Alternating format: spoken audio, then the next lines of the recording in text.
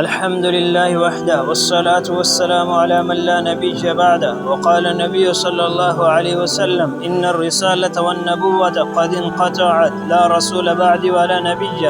میرے بھائی اور دوستو، حضور علیہ الصلاۃ والسلام کا خاتم النبیین ہونا قرآن اور حدیث اور صحابہ اکرام رضوان اللہ تعالی علیہ اجمعین کے آثار اور اجماع امت سے ثابت ہے۔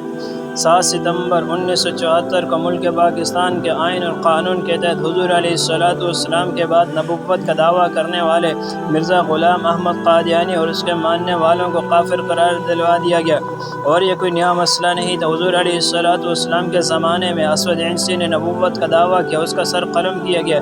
حضرت ابوبکر صدیق رضی اللہ تعالیٰ عنہ کا زمانہ آیا، مسلمہ کذاب نے نبوت کا دعویٰ کیا، اس کو واصل جہنم کیا گیا۔ ختم نبوت کا مسئلہ اتنا اہم اور ضروری ہے، یہ شاعر اسلام میں سے ہے، اس پر کسی بھی قسم کا کوئی کمپرومائز نہیں کیا جا سکتا، کسی بھی قسم کی کوئی لچک نہیں دکھائی جا سکتی ہے۔ اسی سلسلے میں الحمدللہ 7 ستمبر بروز ہفتہ 2024 کو لاہور مینار پاکستان پر تاجدار ختم نبوت کانفرنس کا انعقاد کیا گیا، جس میں انشاءاللہ حضور علیہ الصلاۃ والسلام کے ختم نبوت کو بیان کیا جائے گا۔ آپ تمام احباب سے شرکت کی درخواست ہے۔